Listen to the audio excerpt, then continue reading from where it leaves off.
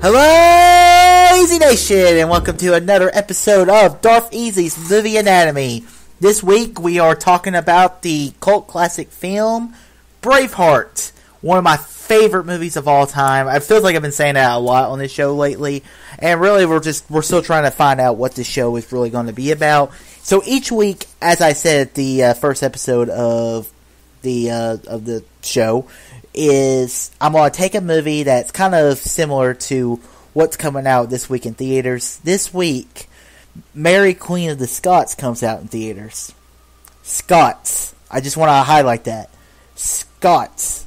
So this gives me the perfect excuse to talk about one of my favorite films of all time, Braveheart.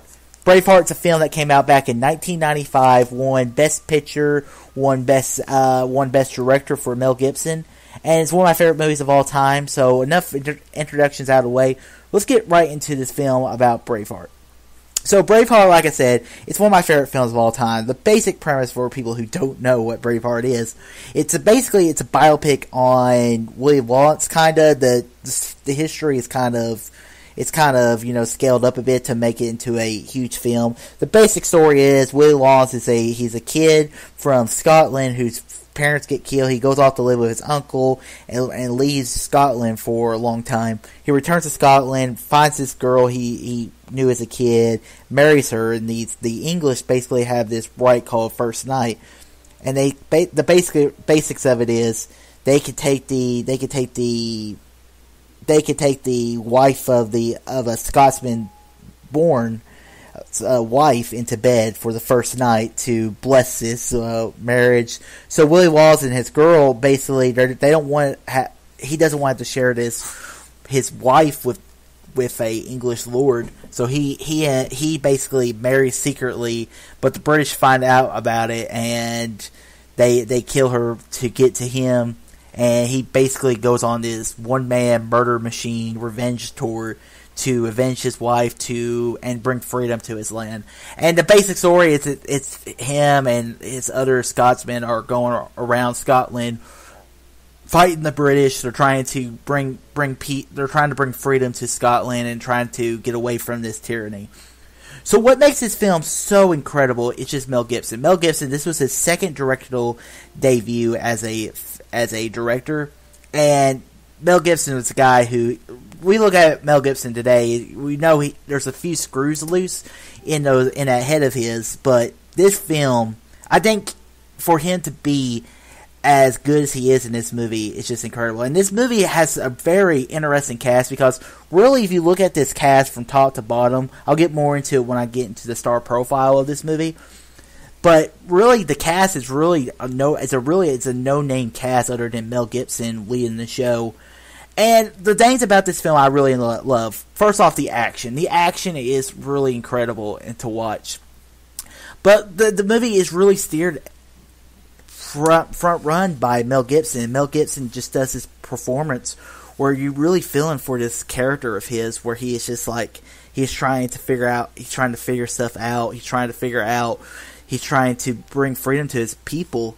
And the speech he gives, the Battle of Stirling, and really one thing about Willie Wallace is a very interesting thing about his character is the English look at him and they say, man, he's just a guy he's just a big grunt character who's just killing the English one piece at a time.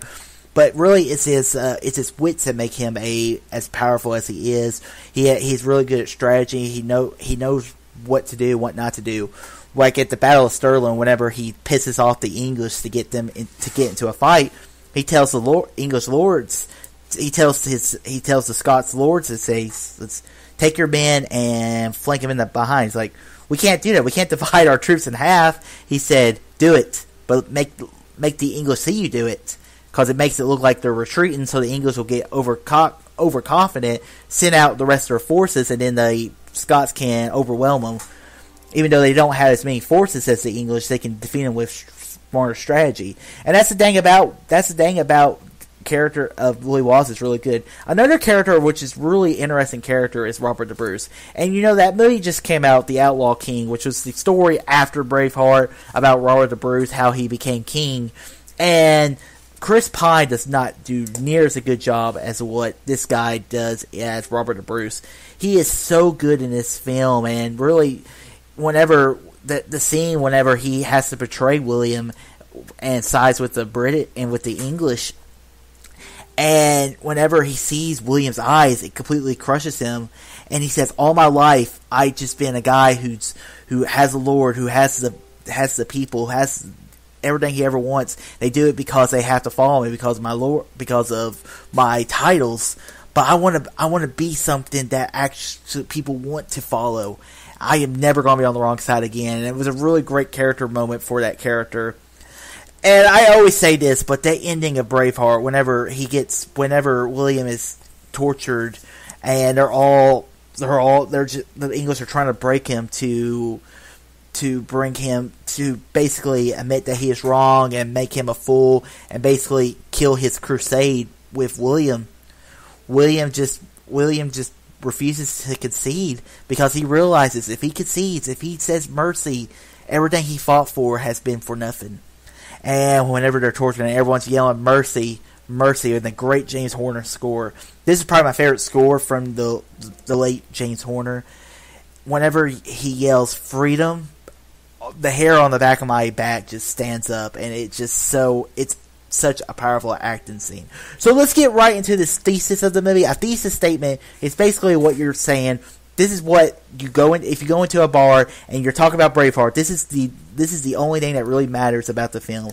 And the thing I will say about Braveheart, this is the best film where an actor directed himself in a movie, because Mel Gibson just gets able to get to that depth of emotion in his movie, where one of the most powerful moments of this film is whenever he realizes Robert the Bruce was the one fighting with the British, fighting with the English, and those eyes just completely affects Robert the Bruce's character, and it completely destroys his character.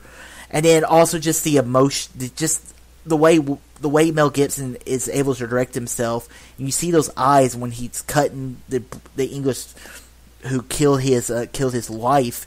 He's just so emotional, and Mel Gibson just does such a powerful performance in this film, and he is so incredible. So there are other films you can look at. I mean, Clint Eastwood's directed himself multiple times. If you look at Unforgiven and The Outlaw Josie Wales, if you look at Ben Affleck with Argo and The Town, I mean, I don't think anyone is as good as what Mel Gibson is in Braveheart. I think that's why I think my thesis statement is the only thesis statement I can really go with. So now it's time to move on to the wow moment of the film. The wow moment is a moment of the movie where you're like, are you seeing this right now? This is so awesome! I can't wait to watch the rest of this movie. The wow moment for me, for Braveheart, there's a couple moments, and I've already mentioned one of them. The one moment is freedom at the end of the movie. That's incredible. The ending of Braveheart, whenever Robert says, "You have bled with Wallace, now bleed with me," and then the Scots basically they charge the British and win the freedom. And that's a great moment as well. The eyes when you see Willie Wallace and Robert sees him, and it's completely, his character is basically just destroyed on the spot.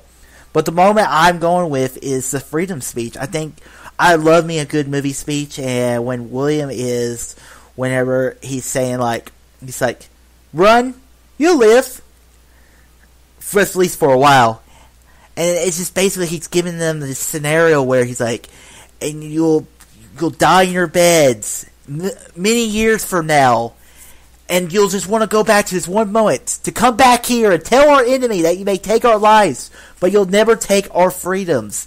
And it's basically he's just trying to get into the heads of these guys to tell them we're fighting for something great, something worth dying for. And I think that's my wow moment. I mean, I love that. I've watched this moment a lot of times throughout the year, and I love Braveheart for just that. Let's get into the star profile. So really, there's not much to talk about in the star profile. First off, let's talk about Brendan Gleeson. Brendan Gleeson is Willie Wallace's best friend in the movie. And basically, Brendan Gleeson is a really, really good actor. He does a really good, solid performance in this movie. He's been in a lot of things. He was in Mission Impossible 2. He was in Edge of Tomorrow. He was Mad-Eye Moody in the Harry Potter films, and he's a very good actor. But really, the star to talk about is Mel Gibson, because Mel Gibson also he starred in the movie and he also directed this film. And the thing about when he directed a cast that really did not do much after Braveheart, and he was able to direct these people to do their jobs well. All the characters in this movie does their job well and makes this an incredible, great movie to watch. And this is Mel Gibson's second movie he ever directed. That's pretty hard for any director, especially someone because sometimes actors can be good directors, sometimes directors aren't so. Maybe directors who turn to actors aren't so good. It's just, you never know, and it's just a different set of skills going from acting to directing. So you never really know how that's going to work. So Mel Gibson's incredible in this film, and he does a great job directing. Favorite quotes in this film, one of them I picked was "Do it and let the English see you do it." I know you can fight, but it's our wits that make us man. They may take our lives, but they may never take our freedom. I think my favorite quote is, "I know you can fight, but it's our wits that make us men." Because any man can go up and pick up a sword and start swinging, but it's our minds, it's our wits, and that's really what really sums up this whole movie. Is Willie Wallace is a character he's a guy who is basically told that anybody can fight, but it's our wits that make us smart, and it's really his strategies, his mind, is what keeps the rebellion going. Whenever they're just shot down, their strategies to take on the English, even though they're so outnumbered, it's really what makes this film incredible. So guys, it's time for me to rank this film. I'm going to give Braveheart, it's an instant classic. This is one of my favorite movies of all time. It's in my top 5 movies of all time. And I just think this is just an incredible film. If you've never seen Braveheart, do yourself a favor and watch Braveheart tonight, because it is a movie worth watching. And I watch it at least once every year, maybe every 2 years. But it's a film that I could pop in any time in my life, and I'm going to absolutely love it. So guys, that ends another episode of the Darth Easy Movie Anatomy. And before we end, it's time to end with the pitch. The pitch is where I talk about what is coming up next week. So next week, I will be talking about another actor-turned-director film, and that is Unforgiven, Clint Eastwood's masterpiece film on the Western genre. I'm looking forward to watching that movie because The Mule comes out next week. So I'm looking forward to talking about that. So guys, until next week, all too easy, and I'll see y'all next week. Bye!